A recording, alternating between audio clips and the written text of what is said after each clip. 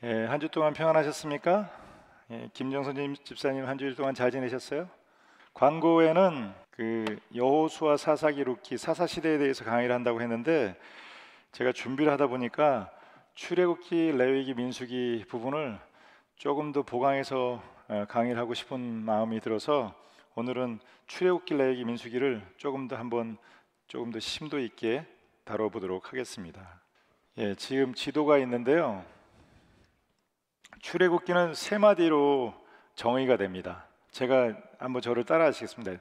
내려가고 올라가고 내려간다. 한 번 더. 내려가고 올라가고 내려간다. 창세기는 여기 이제 가나안에서 애굽으로 이주를 하면서 끝이 납니다. 그리고 출애굽기는 모세로부터 시작이 되는데 모세가 이집트에서 살아남죠.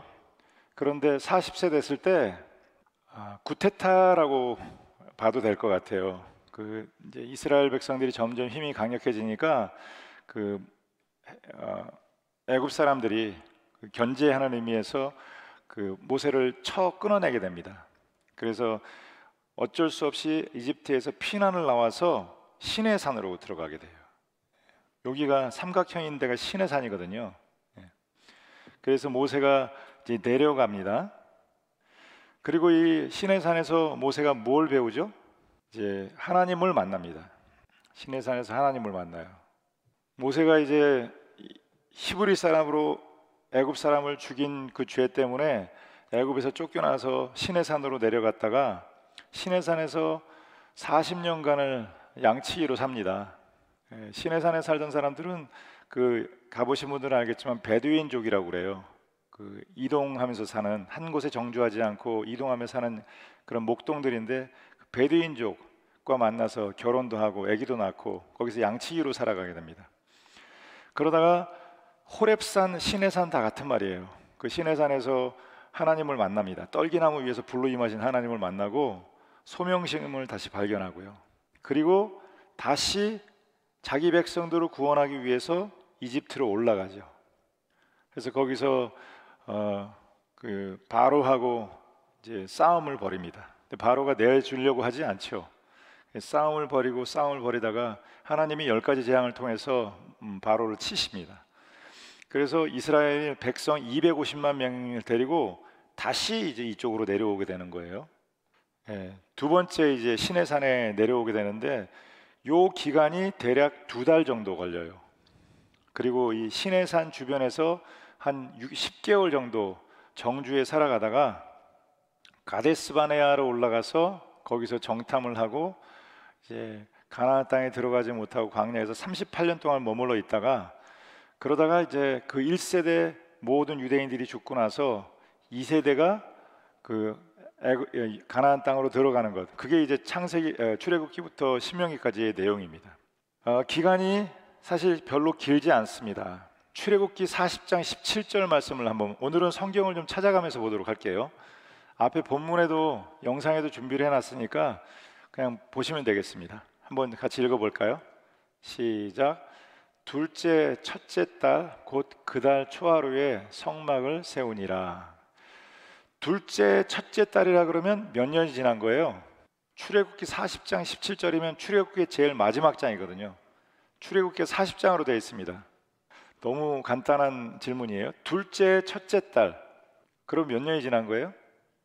1년이죠. 햇수로 하면 2년이고 둘째 첫째 달이니까 만으로 하면 1년입니다. 지금 이 이집트에서 출애굽해서 그 시내산으로 나온 지 1년이 지났다는 거예요. 그게 출애굽기의 끝이에요. 그러니까 출애굽기의 시작은 모세가 이집트에서 250만 명의 유대인들을 데리고 빠져나오는 것, 그래서 시내산까지 들어가는 것, 6가지의 기간인데 그게 총 1년이 걸렸다는 거예요. 19장 1절을 보면 19장 1절 한번 볼까요? 이스라엘 자손이 애굽 땅을 떠난 지 3개월이 되던 날 그들이 시내 광야에 이르니라. 여기 시내 광야에 이르렀을 때가 몇 개월이 됐다 그래요? 3개월이 되던 시간이니까 몇 개월입니까? 2개월이 됐다는 거죠. 여기 이집트에서 홍해를 거쳐서 마라의 쓴물을 지나서 엘림의 골짜기를 지나서 여기까지 들어오기가 2개월이 되었다는 것입니다. 이 250만 명의 유대인들이 애굽에서 빠져나와서 시내산으로 왔다는 것은 굉장히 중요한 의미가 있습니다. 우리나라로 치면은 개천절이에요. 그리고 해방절입니다. 이스라엘이라고 하는 국가가 세워진 그런 기간이에요. 이제 창세기 마지막 장절에 보면은 야곱의 그 모든 자녀들 12지파의 자녀들이 70명인데 70명이 가나안에서 이쪽으로 이주해서 여기서 살기 시작하면서 이제 그 시작이 된 것이죠.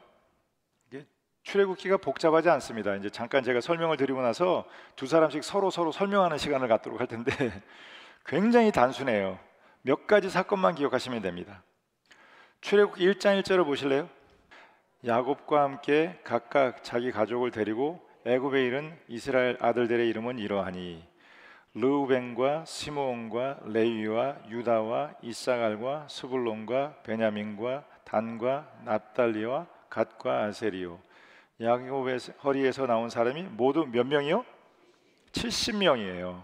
그러니까 출애굽기 1장 시작할 때 이 가나안 땅에서 애굽으로 이주한 사람의 인원이 몇이었냐면 70명이란 말이에요. 70명. 그런데 2장은 모세가 태어나는 장면이 있고요.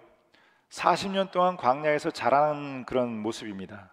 그러니까 모세를 되게 설렁설렁 보시는데 모세는 그런 사람이 아닙니다. 어마어마한 사람이에요.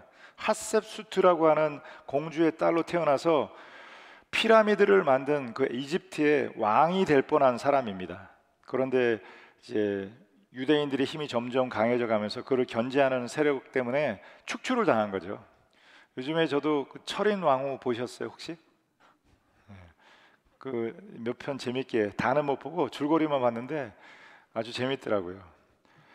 그 조선시대 국내 안에 궁 안에 얼마나 다양한 그런 정변들이 있는지 권력 지도가 있는지 몰라요. 그런 권력 지도에서 모세가 이제 구테타 세력으로 해가지고 쫓겨난 거나 마찬가지예요. 그래서 여기서 쫓겨나서 내려갑니다. 그 시내산에서 40년을 살아요. 그리고 3장은 그 미디안 광야, 시내산에 있는 요 주변을 미디안 광야라고 하는데 거기서 하나님을 만나는 그런 장면들 나와요. 어떻게 보면 출애굽기 전체에 있어서 경혈이라고 그래요. 가장 중요한 한 지점을 꼽으라면 모세가 이제 시내산에서 살아계신 하나님을 만나는 그런 장면이에요. 여러분 언제 하나님을 만났습니까? 만약 모세가 여기서 하나님을 만나지 못했다면 출애굽기는 없는 것입니다. 이스라엘 민족도 없는 거예요. 이스라엘 민족은 그냥 애굽에서 그렇게 종살이하다 죽었을 거예요. 근데 그 순간이 시내 광야에서 떨기나무에 있는 살아계신 하나님을 만나는 그 순간이 출애굽기와 레위, 민수기 모든 것의 한 정점이 되는 그런 순간인 것이죠. 그리고 4장은 모세가 호렙산에서 하나님을 만나고 여기 호렙산, 시내산 다 같은 말입니다. 하나님을 만나고 다시 올라가는 거예요. 한 번 더 따라해 보실까요? 내려가고 올라가고 다시 내려온다. 내려가는 건 왜 내려갔죠? 모세가 쫓겨서 그래서 도망 내려간 것입니다. 올라간 건 왜 내려갔습니까? 하나님을 만나고 내 백성을 구원하라. 그들의 고통의 소리가 내 귀에 들렸나니 내 너를 통해서 그 내 백성을 인도하여 낼 것이다. 이거는 저도 이렇게까지는 생각을 안 해봤는데 이스라엘이라고 하는 국가가 탄생하는 순간입니다. 그리고 그 국가의 왕이 누굽니까? 하나님의 왕이셔요. 하나님이 다스리시는 그 하나님의 나라, 그 국가를 건설하려는 계획을 하나님은 아브라함 때부터 차근차근 이어가시고 다윗이 위대한 왕이고 열왕기 상하 이후로부터 모든 왕을 이렇게 판단하는 기준이 다윗 같은 그런 왕이었느냐 아니냐, 그 판단의 첫째 기준이 되거든요. 근데 다윗은 어떤 왕이었냐면 죽을 때까지 하나님이 왕이시라고 하는 그런 믿음을 가지고 살았던 사람입니다. 자기가 비록 왕이 됐지만 그 이스라엘의 실제 왕은 누구시냐? 하나님이시다. 그걸 어떻게 하냐면 시편을 보세요. 나의 힘이 되신 여호와여, 내가 주님을 사랑합니다. 주님은 나의 반석이십니다. 피할 피난처가 되십니다. 환난 날에 만날 큰 도움이십니다. 자기는 그냥 하나님 나라의 백성이고 하나님이 하나님이시고 하나님이 왕이시라고 하는 그런 사상을 끝까지 가지고 살아가요. 그래서 지금 여기 이 이집트에서 출애굽하는 장면은 몇 사람이 애굽에서 빠져나왔다 이런 얘기가 아니라 하나님이 하나님의 나라를 지금 만들고 계시다는 거예요. 그래서 4장은 모세가 호렙산에서 하나님을 만나고 그리고 다시 올라가는 거예요. 소명심을 가지고 갑니다. 이때는 이제 내 백성 이스라엘을 구원하기 위해서 올라가는 장면인데 한번 읽어보겠습니다. 4장 17절이에요. 너는 이 지팡이를 손에 잡고 이것으로 이적을 행할지니라. 18절 모세가 그의 장인 이드로에게 돌아가서 그에게 이르되 내가 애굽에 있는 내 형제들에게로 돌아가서 그들이 아직 살아있는지 알아보려 하노니 나로 가게 하소서. 이드로가 모세에게 평안히 가라 하니라. 아시죠? 모세에게 내 백성을 구원하라. 나는 입이 둔한 자입니다. 내 형 아론 말 잘하는 사람이 있지 않느냐? 내가 너의 입이 되어주겠다. 나는 능력이 없습니다. 내가 아무것도 가진 게 없는데 바로 피라미드를 만든 그 나라를 어떻게 싸워 이기겠습니까? 내 손에 든 것이 무엇이냐? 지팡이다. 지팡이 손을 열어보라. 지팡이가 뱀이 됐습니다. 뱀이 돼서 굴러다니는데 그걸 잡아라. 다시 막대기가 됐단 말이에요. 그 지팡이가 너와 함께 있을 것이고 그 지팡이가 나의 임재의 상징이 될 것이다. 그래 이제 모세가 힘을 얻고 그 말씀대로 이제 이집트로 다시 여기 시내산에서 다시 올라갑니다. 이게 이제 5장에 있는 말씀이에요. 5장과 6장은 10가지 재앙입니다. 10가지 재앙이 뭐가 있었죠? 나일강이 피가 되는 것, 티끌이 이가 되고 벼룩이 되는 것들, 또 온 세상이 흑암에 덮이는 것들, 뭐 그런 여러 가지 재앙들이 있는데 그 재앙들이 전부 다 뭐라 그랬습니까? 애굽에 존재했던 모든 신들을 상징하는 것입니다. 하나님께서 그것을 다 산산조각에 내보이시고 마지막 재앙이 뭐였죠? 장자를 죽이는 재앙이에요. 장자를 죽이는 재앙인데 어린 양의 피를 그 집 문설주에 바른 그 집은 하나님의 사자가 넘어갔습니다. 그 안에 뭐 살인자가 살았던 그 안에 뭐 어떤 사람이 살았든지 예수 그리스도의 보혈에 피가 있는 사람, 저주의 죽음의 사자가 그것을 넘어가게 되었다는 거예요. 이제 다시 한번 말씀드리지만 이 4장에서 제일 중요한 이 출애굽기 40장에서 제일 중요한 부분은 언제입니까? 이 시내산에서 모세가 살아계신 하나님을 만나는 그 장면. 그게 없다면 출애굽기는 없는 거예요. 그게 없다면 구약 성경도 없는 것이고요. 그게 없었다면은 이스라엘 민족도 없는 것이죠. 제가 지금 출애굽기 내용을 지금 다 말씀을 드렸습니다. 한번 두 사람씩 그 내용을 한번 설명을 해주실래요? 내려가고 올라가고 다시 내려갔다. 애굽에 70명이 들어갔습니다. 430년이 지났습니다. 이스라엘 백성들의 수가 많아졌습니다. 바로의 견제가 들어가기 시작해요. 히브리인들을 노예로 삼기 시작했습니다. 그들이 너무 고통스러워서 하나님께 부르짖어 기도합니다. 지금도 우리가 해방된 지가 몇 년이에요. 그런데도 아직도 지금 일본하고는 그 위안부 논쟁을 계속 벌이고 있고 너무 마음 아픈 일들이 많습니다. 하나님이 그들의 기도를 들어주시고 모세를 구원자로 선택하셨습니다. 모세는 바로의 왕궁에서 40년을 삽니다. 그런데 쫓겨났습니다. 결국은 이제 구테타 세력으로 몰려왔습니다. 모세가 내려갔습니다. 시내산에 내려갔어요. 거기서 40년 동안을 양치기로 살았습니다. 그러다가 하나님을 만났어요. 40년 세월은 그냥 지나갔습니다. 근데 하나님을 만나고 나서 80세 다시 올라갑니다. 내 백성 이스라엘을 구원하라. 그래서 소명을 가지고 올라가서 10가지 재앙을 통해서 그 백성들을 구해냅니다. 그리고 250만 백성들을 데리고 다시 내려가요. 시내산으로. 거기서 하나님으로부터 십계명 율법을 받습니다. 그리고 하나님께서 내가 스스로 있는 자이고 영으로 계시니까 모습을 볼 수 없으니 그 상징으로 뭘 만들라? 레위기, 민수기, 신명기 굉장히 중요한 주제 중에 하나죠. 뭘 만들라 그랬어요? 성막을 만들라. 그게 출애굽기, 레위기에 굉장히 많은 부분을 차지하고 있습니다. 성막은 뭐냐? 성막은 교회의 전신이에요. 그리고 하나님의 임재의 상징이고요.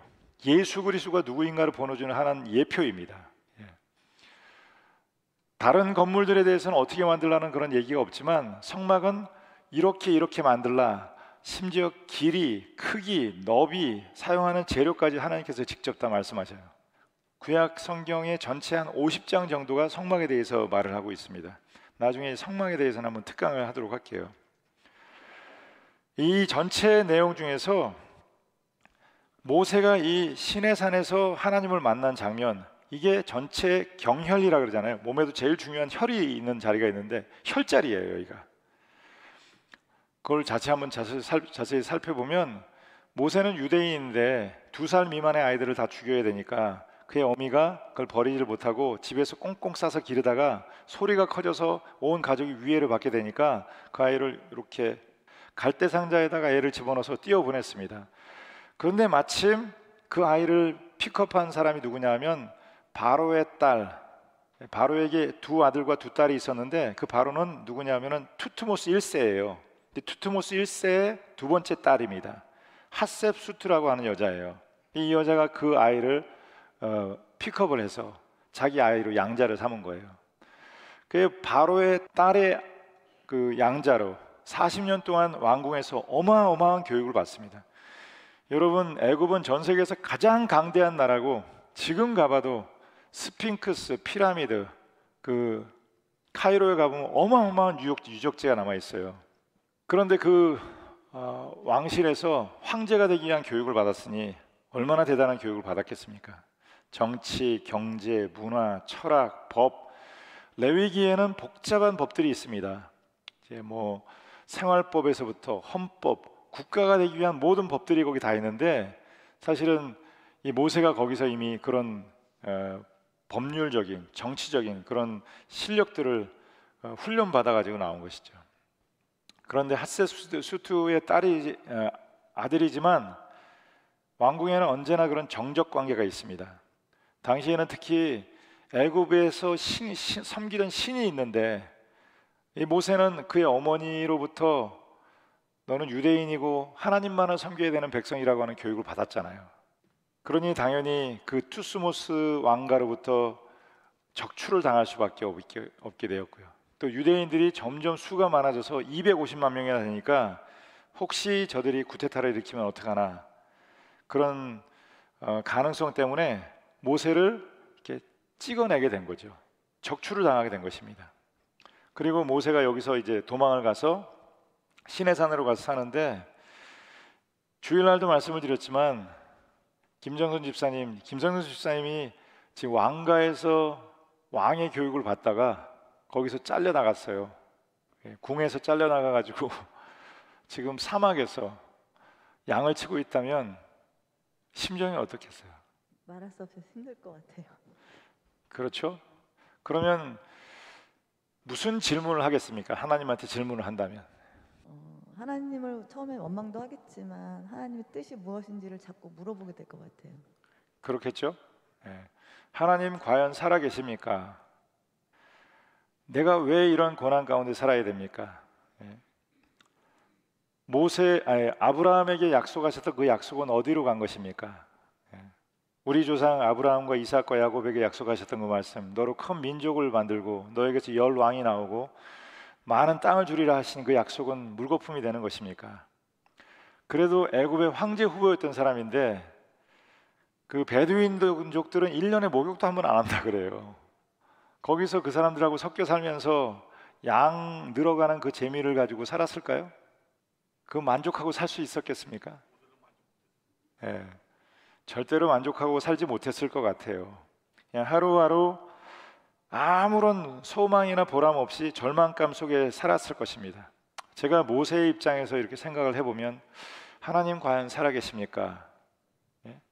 하나님 과연 하나님의 뜻은 어디 있습니까? 큰 민족을 이루겠다고 하신 하나님의 그 약속, 그건 어디 있습니까? 그런 아마 실존적인 질문을 계속하지 않았을까요? 그 순간이 이제 사실은 출애굽기 전체에 있어서 가장 중요한 순간이에요. 하나님께서 이제 그 시내산에서 떨기나무 가운데서 나타나십니다. 그리고 말씀하세요. 모세야, 모세야, 내가 선 곳은 거룩한 곳이니 내 발에 신을 벗으라. 그랬더니 모세가 뭐라고 질문하죠? 하나님께? 당연히 하나님, 당신은 누구십니까? 당신의 이름을 저에게 가르쳐 주십시오. 그랬더니 하나님의 이름이 뭐죠? 그게 바로 여호와예요. 그리고 성경식의 그 히브리어로 표현하면 야훼예요. 야훼. 뭐냐면 영어로 표현하면 I am who I am. 나는 나다. 아무 것으로도 규정할 수 없는 존재이다. 그것도 다른 의미는 나는 스스로 있는 자이다. 나는 무엇으로도 규정할 수 없는 존재이고 시간에도 매이지 않는다. 과거, 현재, 미래 이건 사람의 얘기지 하나님에게는 과거가 없고 현재가 없고 미래가 없어. 하나님은 시간의 제한을 받지 않으시고 공간의 제한을 받지 않으신다. 하나님은 시간을 창조하신 분이시고 공간을 창조하신 분이시다. 그래서 이 말은 I am who I am은 I will be who I will be. 나는 나고 과거에도 있었고 현재에도 있고 미래에도 존재하는 분이시다. 무엇으로도 설명할 수 없는 자존자이다. 그렇게 하나님을 만나고 나서 그때부터 모세의 눈이 트이기 시작해요. 그때부터 모세와 하나님과의 관계가 트이기 시작해요. 여러분은 언제 하나님을 만났습니까? 하나님을 만나지 않는다면 인생이라고 하는 것은 그냥 아무것도 없어요. 먹고 자고 죽고 먹고 자고 죽고. 창세기에 나오는 그 10고조들의 얘기처럼 낳고 먹고 죽었더라. 낳고 살다 죽었더라. 1000년을 살아도 인생이라는 게 그거밖에 없다는 거예요. 그런데 출애굽기에서 가장 핫한 내용이 바로 여기에서 모세가 하나님을 만나는 장면입니다. 이 장면 때문에 이 이스라엘도 건국이 되는 것이고 성경도 기록이 되는 것이고 출애굽기도 생기는 것이고요. 이 장면이 없었다면 출애굽기도 없고 이스라엘도 없습니다. 그리고 또 구약에서 제일 중요한 것 중에 하나가 언약이라고 하는 단어예요. 언약. 그건 일상적으로 쓰이지 않는 종교적인 단어죠. 영어로는 카비넌트라고 합니다. 사람과 사람 간에 맺는 관계를 계약이라고 그러죠. 계약. 그래서 결혼은 계약입니까? 언약입니까? 성경에는 결혼이 언약이라고 그래요. 사람과 사람 사이가 좋아서 만난 관계가 아니라 혜진 집사님은 신랑이 본인이 선택한 거예요? 하나님이 주신 거예요? 그게 중요한 사상인데 예수 믿는 사람들은 배우자가 내가 선택한 게 아니라 하나님이 주신 배우자라는 거예요. 계약이라고 하는 것은 A라는 당사자와 B라는 당사자가 이렇게 만나서 서로 약속하는 게 계약입니다. 만약에 김혜진 집사가 이중옥 집사님이 이제 능력이 있어서 결혼했다. 능력 없어지면 어떡할 거예요? 버릴 거예요? 직장 쫓겨나면 버릴 거예요?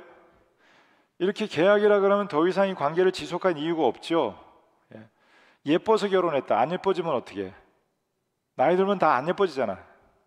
그럼 버릴 거예요? 인간의 계약은 계약이니까.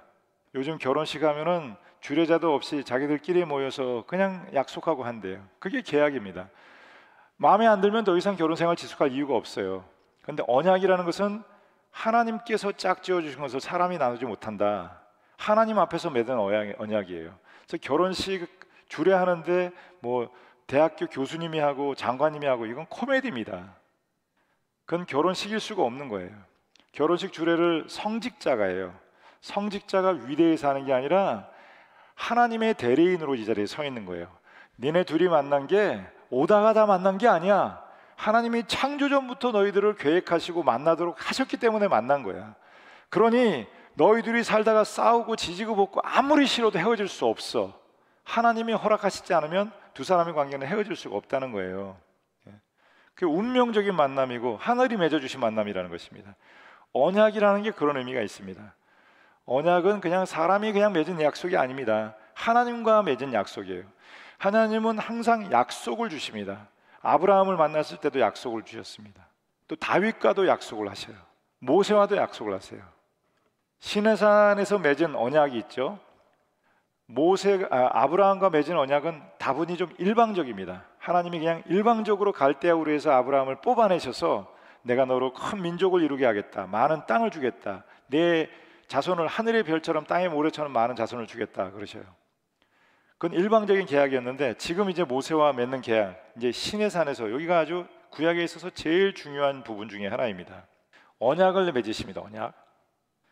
언약을 맺는데 이제 쌍방적인 계약입니다. 그래서 너희는 이 십계명을 잘 지켜서 하나님을 경외하는 백성이 되면 나는 너희의 하나님이 될 것이고 그리고 너에게 모든 민족의 조상이 되도록 할 것이고 하늘의 별처럼 땅에 많은 바다처럼 모래알처럼 많은 그런 자녀를 줄 것이고.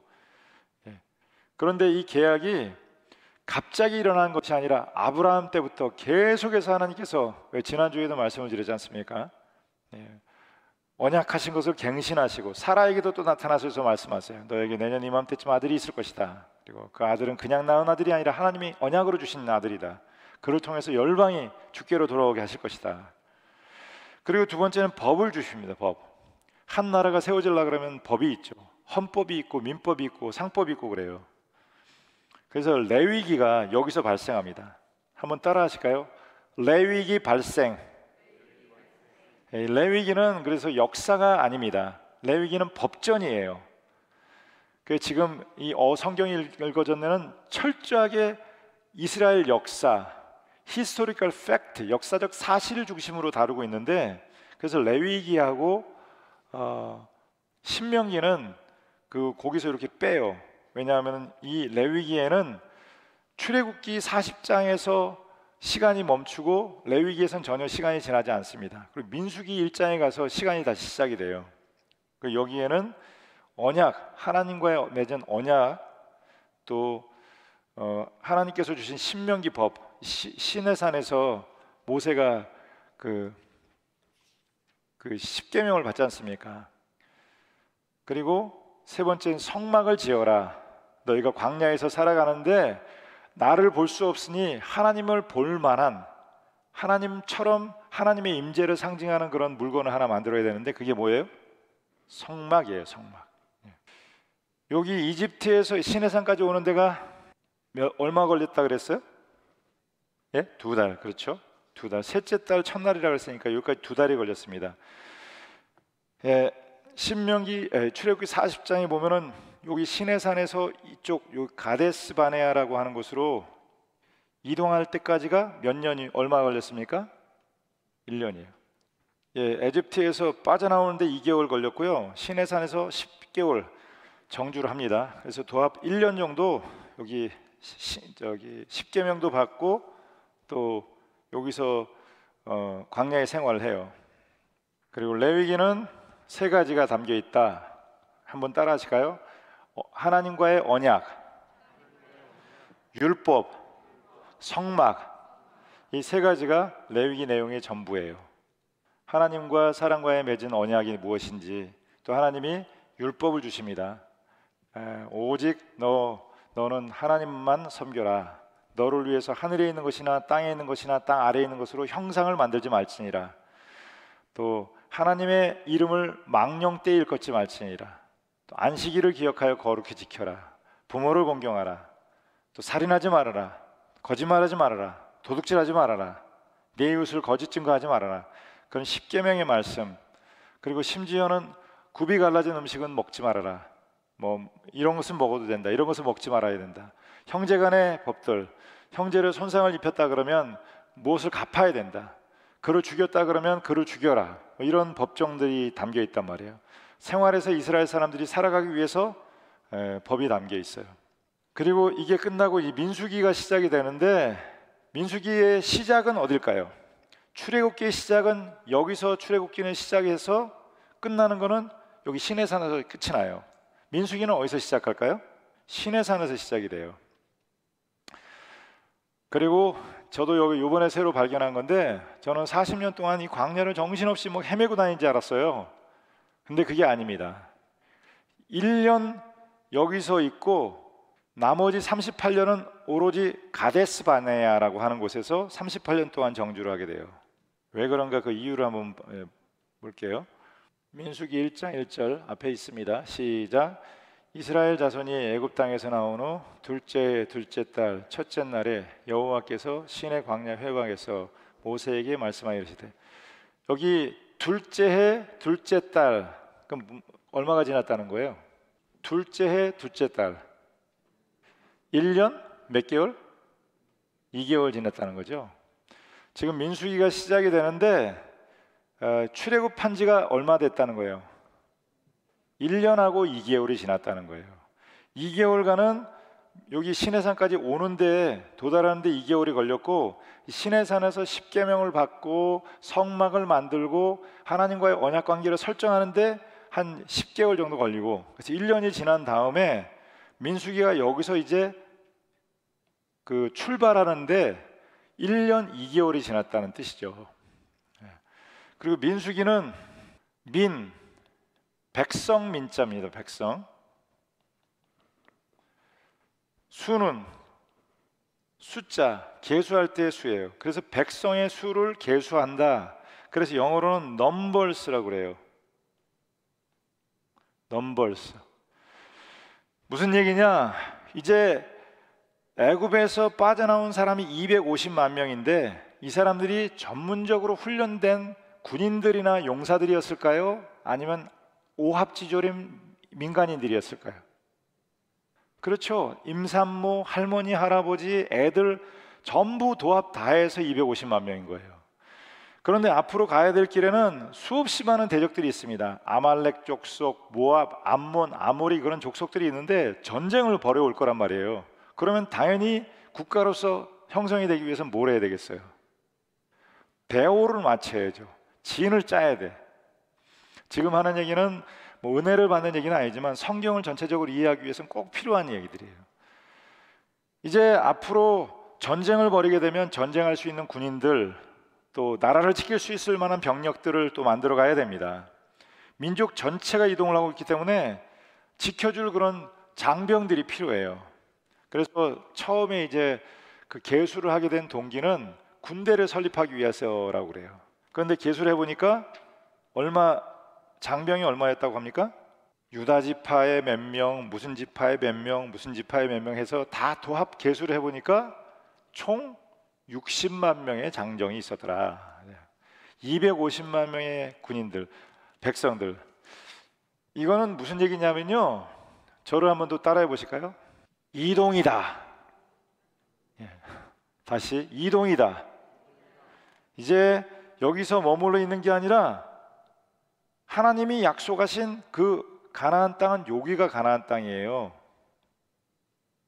여기가 이스라엘 땅입니다. 여기가 요단강입니다. 모압 평지고, 앞으로 모세오경을 볼 때 제일 중요한 장소 세 군데가 있는데 하나는 시내산이고요, 두 번째는 가데스바네아고, 세 번째는 모압 평지예요. 여기까지가 신명기가 도달하는 지점이에요. 한번 따라 하실까요? 시내산, 가데스바네아, 모압 평지. 요 세 군데를 기억하시면 구약 모세오경을 쉽게 다 이해할 수가 있습니다.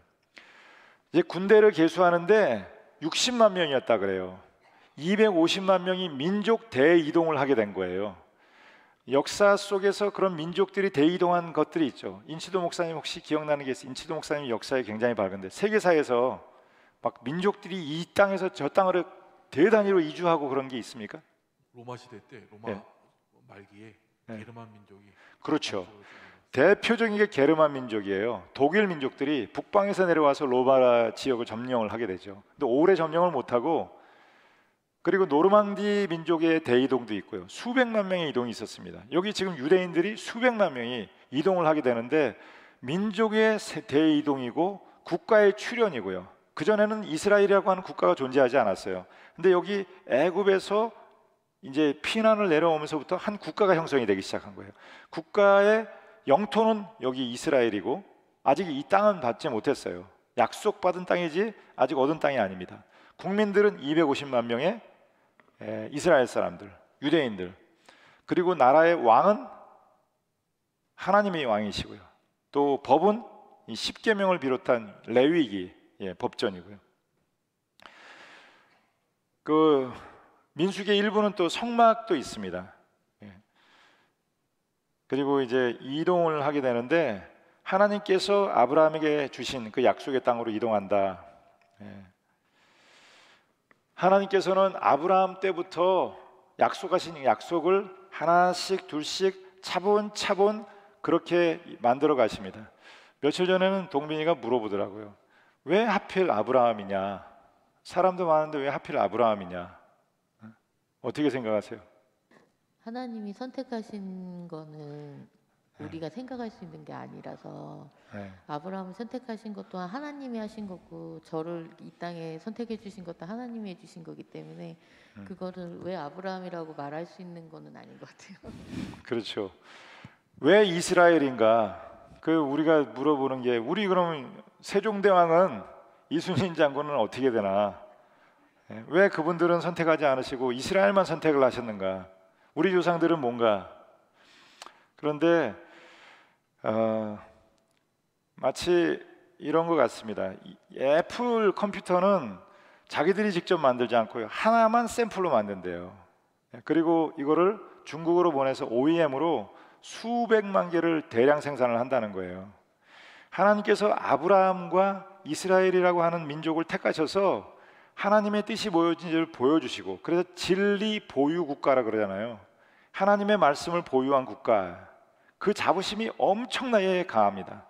그래서 모든 민족들에게 하나님이 원하시는 그 나라가 무엇인가, 그래서 하나님께서 세계사 속에 하나님 나라를 세우시기로 결정하셨다는 거예요. 우리가 영적으로는 아브라함이고 영적인 이스라엘입니다. 그래서 우리는 하나님의 진리를 보유한 사람들이에요. 아하자 말씀드렸죠. 아름다운 하나님의 자녀. 한번 따라 하실까요? 아하자. 한번 따라. 아름다운 하나님의 자녀. 우리 옆에 사람에게 인사를 하겠습니다. 당신은 아름다운 하나님의 자녀이십니다. 우리는 하나님의 진리를 보유한 사람들이고 하나님을 가지고 있는 백성들이고요. 그래서 돈이 좀 없고 유명하지 않다 그래도 내가 아브라함이구나, 하나님이 나를 선택하셨구나, 하나님이 내 아버지가 되시고 나는 선택받은 하나님의 자녀이구나, 그 사실을 기억하면 여러분 마음속에 기쁨이 있어야 됩니다. 여러분에게 그런 기쁨이 있기를 바랍니다. 돈이 좀 없어도 또 형편이 좀 어려워도 나는 하나님의 구별된, 하나님의 선택받은 자녀이다, 그런 믿음으로 기쁨을 얻게 되기를 바랍니다. 그래서 민수기는 이제 어느 지파가 몇 명, 어느 지파가 몇 명, 그걸 다 세어보니까 대략 장정이 60만 명이고 전체 인구가 250만 명이래요. 그래서 이 250만 명이 저는 근거 없이 막 던져진 얘기인지 알았어요. 그리고 한 사람 지도자가 마이크도 없고, 그런데 어떻게 250만 명을 이끌어갈까? 여러분, 게르만 민족 이동도 마찬가지입니다. 그 심지어 아프리카에서 보면은 200만 마리가 넘는 양떼들이 그냥 떼를 지어서 이동하잖아요. 지도자도 없이. 그런 미물들도 그게 가능한데 하나님께서 그것을 이루시지 못하겠습니까? 그래서 하나님께서 지파별로 대오를 이루어서 이제 이동을 할 수 있도록 그런 질서를 만들어 가시는 것이죠. 그걸 이 시내산에서 이제 했다가 이제 드디어 준비가 되고 나서 이동이다, 가데스 바네아를 향해서 출발을 해요. 우리나라 지도를 말할 때 어디에서 어디까지라 그래요? 백두에서 한라까지 그러잖아요. 이스라엘 사람 어디에서 어디까지일까요? 단에서 브엘세바까지. 여러분은 굉장히 복받은 분들입니다. 이런 건 아무나 아는 성경이 아니에요. 교회로 수십 년 다녀도 모르는 사람이 태반인데 한번 따라해 보실까요? 단에서 브엘세바까지. 단은 요 위에 갈릴리 호수, 여기가 갈릴리 호수예요. 갈릴리 호수 위에 그 헤르몬산에서부터 브엘세바는 여기 남방 제일 아래, 그 이스라엘 영토의 끝단입니다. 가데스 바네아는 여기예요. 지척이죠. 이제 바로 가나안 땅에 들어가기 지척 코앞에까지 와 있는 거예요. 레위기 민수기는 성경에서도 제일 읽기 따분하고 지루한 책입니다. 왜냐하면 보니까 뭐 무슨 지파의 몇 명, 무슨 지파의 몇 명, 무슨 지파가 무슨 뭐 너무 지루해요. 그런데 우리는 별로 의미가 없지만 생각해 보세요. 그분들은 그 계수라는 게 얼마나 힘이 들었겠어요. 그리고 그 계수라면서 얼마나 또 감동이 있었겠습니까? 여호수아는 또 들어가면은 뭐 무슨 지파는 어디의 땅을 차지하고 무슨 지파는 어디 땅을 차지하고 그런 게 많잖아요. 되게 지루하지만 사실 그분들의 입장에서 어때요?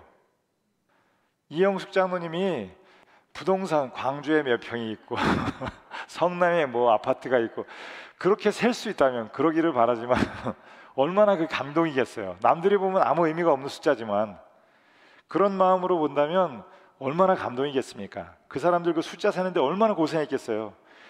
여러분 그거 좀 한번 읽어주면 안 되겠습니까? 그 이스라엘 사람들의 입장에서 그걸 보면 얼마나 감동이 되겠어요. 주민등록 정리를 하는 거예요. 나라의 국가의 형성을 위해서 그 대오를 만들어 가는 것입니다. 그리고 지금 국왕은 누구예요? 모세가 국왕이에요. 사실은 그냥 인도자가 아니라 그 이스라엘이라고 하는 건국의 시조 처음 왕이 모세가 되는 거예요. 사실은. 그리고 서서히 이제 대오를 갖춰갑니다. 근데 성경에는 어디도 모세가 왕이라는 말이 없어요. 왜요? 왕은 누구예요? 하나님이 왕이셔요. 그래서 어디도 모세가 스스로 왕이라고 생각하지 않아요. 모세는 그냥 단지 하나님의 부름받아서 사용되는 심부름꾼이라고 하는 것이죠. 그래서 시내산은 왜 중요하냐? 여기서 율법을 받고 십계명을 받고 또 성막을 다 만든 장소이고요. 가데스바네아는 어디입니까? 이제 또 성경을 좀 찾아볼게요. 민수기 10장 11절 12절 그렇게 한번 읽어볼게요. 시작. 둘째 달 20날에 구름이 증거의 성막에서 떠오르매. 이제 성막이 다 완성이 됐다는 걸 알 수 있죠. 둘째 해 둘째 달이라는 것은 지금 얼마 애굽에서 나온 지 얼마나 시간이 지났다는 거예요? 1년하고 1개월. 성막이 구름이 거기서 떠오르매. 왜 성막에 구름 기둥이 내려오면은 머물러 있고 그게 떠오르면은 이동을 했지 않습니까? 이스라엘 자손이 시내 광야에서 출발하여 드디어 이제 시내산에서 출발합니다. 그러니까 민수기 10장까지는 아직까지 시간이 많이 흐르지 않은 거예요. 애굽에서 나온 지 1년 1개월밖에 안 됐습니다. 그래서 어디로 가냐 하면 이 가데스바네아라고 하는 곳으로 갑니다. 가데스바네아. 여기는 사막이에요. 여기는 사람이 안 사는 동네예요. 바란 광야 한복판입니다. 우리가 성지순례 갔을 때 한번 가봤거든요. 그냥 사막이 미국에 있는 사막 같은 그런 사막이 아니라 풀 한 폭이 없는 완전 모래돈 된 사막입니다. 사람이 도대체 살 수 없는데 그 중에 유일한 오아시스가 가데스바네아예요. 가데스바네아만 사람이 살 수 있는 지역이에요. 그래서 여기서 이쪽으로 이주를 하게 돼요. 김진호 목사님, 가데스바네아가 왜 중요한 지역인지 좀 설명을 해주실래요? 이스라엘 백성들이 이제 가데스바네아에서 가나안 땅으로 들어가기 위해서 거기에 거점을 삼고 네. 12지파에서 한 명씩 정찰할 수 있는 정찰병들을 뽑아서 네. 이스라엘을 탐방했던 곳이 가데스바네아. 정확한 답변을 하셨어요. 가데스바네아가 어디냐면 이제 브엘세바, 단에서 브엘세바까지라고 말씀을 드렸죠. 코앞에까지 와 있습니다. 하나님의 계획이 순서대로 착착착착 진행이 되고 있어요. 아브라함을 부르실 때부터 약속하신 말씀 70명이 들어가서 430만 명이 됐습니다. 군대가 만들어졌어요. 영토도 있습니다. 주권도 생기고 법도 생기고 모든 것이 하나님이 계획하신 대로 착착 진행이 되고 그리고 이제 그 가나안 땅에 들어가기 눈앞에까지 왔어요. 그게 1년하고 2개월이 됐을 때예요. 그때 13장에 보십시오. 김진호 목사님이 말씀하신 것처럼 13장 1절에서 3절까지 읽어볼게요. 시작. 여호와께서 모세에게 말씀하여 이르시되 사람을 보내어 내가 이스라엘 자손에게 주는 가나안 땅을 뭐하라고요? 정탐하게 하되 그들의 조상의 가문 중 가문 각 지파 중에서 지휘관 된 자 몇 사람씩? 한 사람씩 보내라. 12지파의 지휘관들 한 사람씩 보내서 요 가데스바네아에서 이 가나안 땅을 정탐하고 오게 하라. 다시 말씀드리지만 가데스바네아는 바란 광야가 있는 사막 지역입니다. 거기에 있는 조그만 유일하게 사람이 살 수 있는 오아시스 지역이에요. 거기서 이제 가나안 땅을 정탐을 하고 오라 그랬는데 그 뒤에는 여러분 대부분 다 아는 그런 얘기죠. 결과가 어땠습니까? 12명이 정탐을 하고 결과가 어땠습니까? 12명 중에 10명은 부정적인 보고를 하고 크게 해주세요. 12명 중에 10명은 부정적인 보고를 하고 가나안 땅에 사는 사람들이 강대하고 민족들이 강성해서 우리는 메뚜기와 같고 여호수아와 갈렙 두 사람은 충분히 하나님께서 우리에게 주신 약속대로 차지할 수 있다. 긍정적인 보고를 했습니다. 12명의 지휘관이 갔습니다. 지휘관이에요. 그냥 일반 사람이 아니라 지휘관이 갔는데 그 중에서 10명은 부정적인 말을 합니다. 그 땅은 과연 정말 말씀하신 대로 땅이 비옥하고 토지가 좋고 뭐 포도나무를 두 사람이 어깨에 메고 갈 정도로 어마어마하고 양식이 좋고 그 사람들은 덩치가 안악자손 엄청나게 크고 거기에 비하면 우리는 뭐 같다 그래요? 메뚜기와 같더라. 저는 이걸 그냥 단지 사람들의 부정적인 생각이라 하나님이 부정적인 생각을 버리게 하시고 그리고 긍정적인 생각을 가지고 살도록 광야에서 훈련하셨다 이렇게만 생각을 했는데 이제 이 말씀을 보니까 그런 의미보다 더 깊은 의미가 담겨 있습니다. 무슨 의미냐? 하나님께서 아브라함 때부터 지금 약속하신 그 구원의 계획을 서서히 하나씩 하나로 이어가고 있습니다. 모든 계획이 착착 진행이 되고 있습니다. 가데스바나에 들어가 물론 이 사람들도 어렵긴 할 거예요. 왜냐하면 이 땅에 진공 상태로 있지 않고 지금 누가 살고 있어요. 누가 살고 있죠? 가나안 칠족속이 살고 있습니다. 가나안 칠족속 우리가 창세기 볼 때 봤지만 이스라엘이 뿌려놓은 죄의 씨앗들이에요. 다 아말렉 모압, 암몬, 롯의 두 조카, 두 딸과 근친 상가에서 낳은 아이들 그 있으니까 들어가서 정복 전쟁을 해야 됩니다. 그냥 얻을 수 있는 땅이 아니에요. 그러니 이제 그 정탐꾼들이 보고 마음이 물처럼 녹았다 그러고요. 그런데 이 얘기는 어떤 의미가 있냐면 하나님이 아브라함에게 약속하신 그 계획 그거를 이 10명이 정면으로 부정을 해버린 거예요. 여러분 질문을 해볼게요. 출애굽이 갑자기 돌발적으로 발생한 상황일까요? 아니면 하나님이 미리 오랫동안 준비해 오신 사건일까요? 오랫동안 갑자기 우발적으로 발생한 일이 아니라 하나님이 아브라함 때부터 약속하시고 계획하신 일들입니다. 국민도 생겼습니다. 주권도 생겼어요. 율법도 생겼습니다. 이제는 하나님 나라가 세워질 완벽한 준비가 다 갖추어져 있어요. 그런데 그 정탐꾼들은 뭐라는 거예요?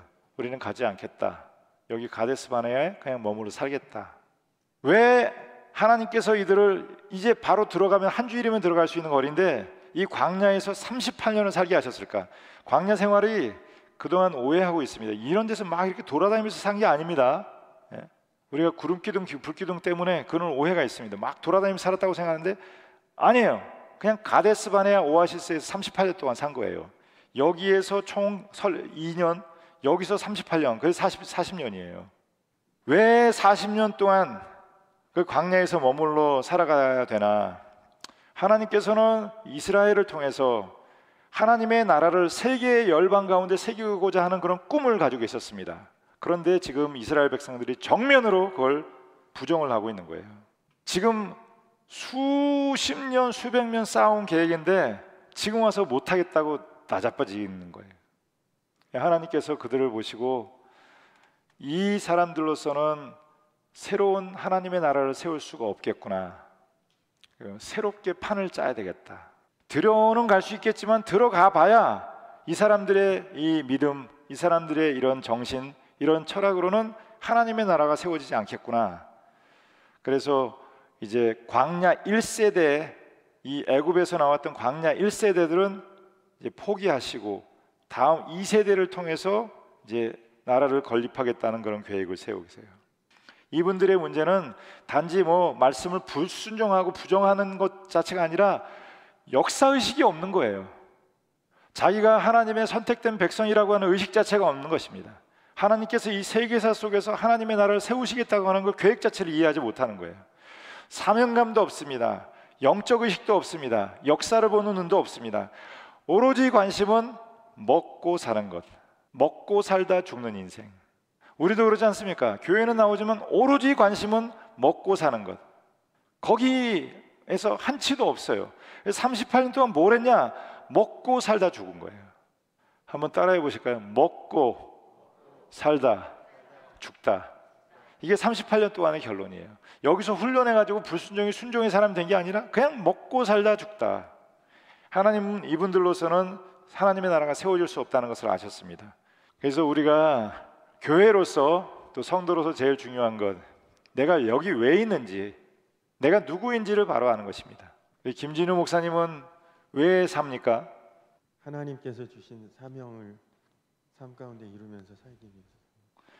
밥 벌어 먹으려고 목사님을 하는 건 아니죠? 네.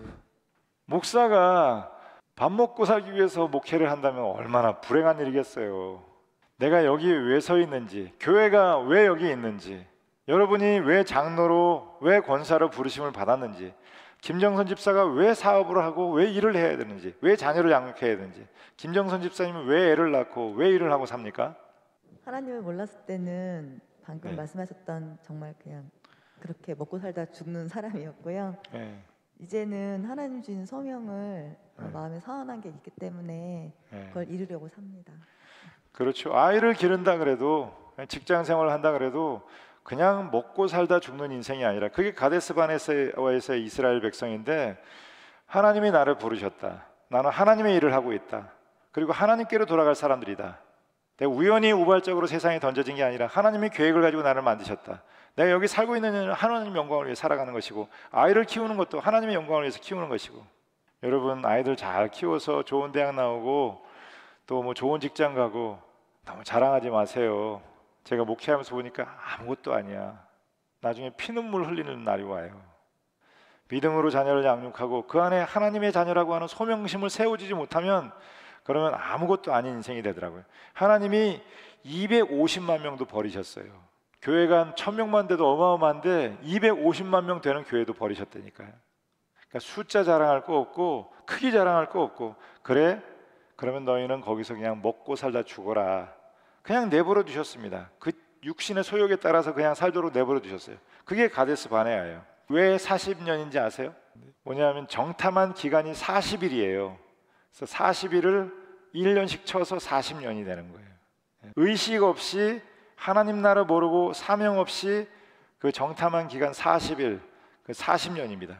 하나님의 진리도 모르고 내가 왜 살아가야 되는지 소명도 모르고 그냥 아무 덧 없이 먹고 살다 죽다. 그게 광야 38년이라는 거예요.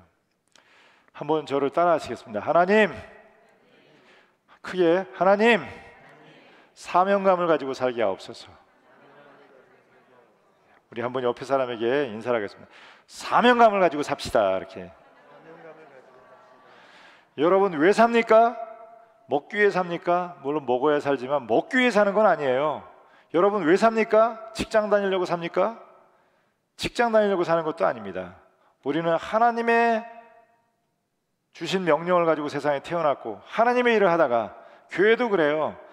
제가 해보니까 하나님의 뜻이라 그러면 어떻게든 됩니다.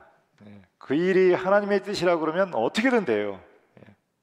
내가 왜 태어났는지, 아기는 왜 낳는지, 하나님이 나를 통해서 하려고 하는 일이 무엇인지를 깨닫고 그 뜻에 맞춰서 살아간다면, 그러면 이제 하나님께서 여러분을 그렇게 사용하여 주실 것이라고 믿습니다. 우리가 힘이 있나 힘이 없나 보다 중요한 것은 왜 살고 있는가, 무엇을 위해 살아가야 될 것인가. 그렇지 않다 그러면 이 광야 38년 동안 가데스 바네아에서 시간만 축내고 살았던 그 사람들과 똑같은 인생이 된다는 것입니다.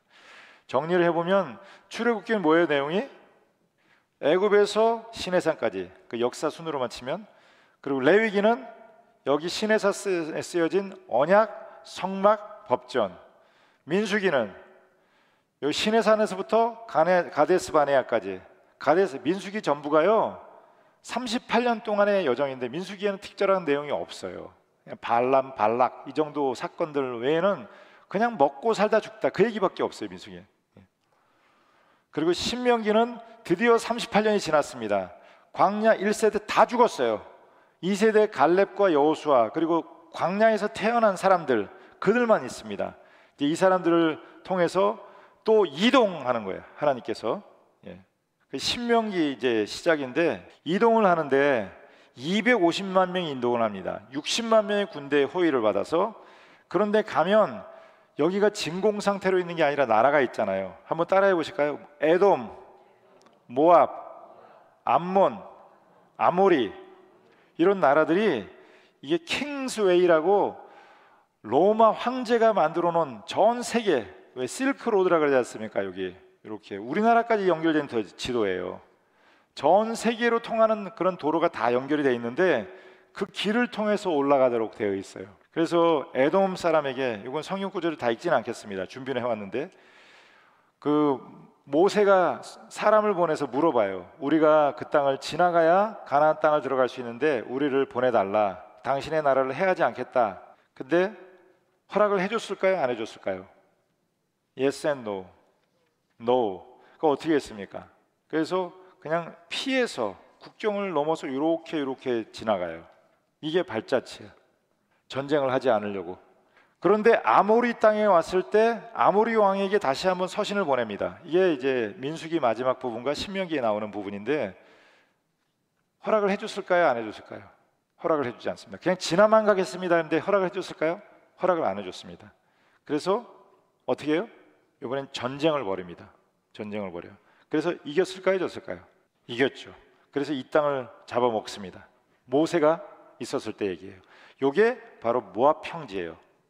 세 번째로 중요한 지역, 첫 번째 제일 중요한 지역이 어디라 그랬죠?